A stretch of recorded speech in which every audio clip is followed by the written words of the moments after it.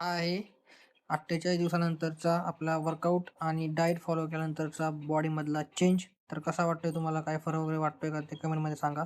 आणि 2 दिवस आपल्याला काही डेली रुटीनचा व्हिडिओ नाही बनवता आला त्याबद्दल सॉरी.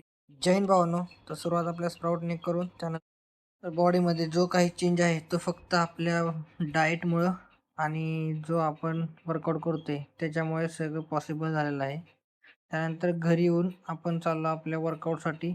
तर वीकली प्लॅननुसार आपलं होतं आज रेपिटेशन. तर त्यामध्ये आपण नेहमीप्रमाणे 800च्या 2 आणि 400च्या 4 रेपिटेशन घेतल्या. तर कंडिशन बघू शकता आज आपली. सगळ्या प्रकारच्या रेपिटेशन वगैरे घेऊन आपण केला थेराबँडचा वर्कआउट. तर व्हिडिओमध्ये बघू शकता त्याप्रमाणे आपण प्रत्येकी 12-12चे 3 सेट असे थेराबँडचे सगळे वर्कआउट केले.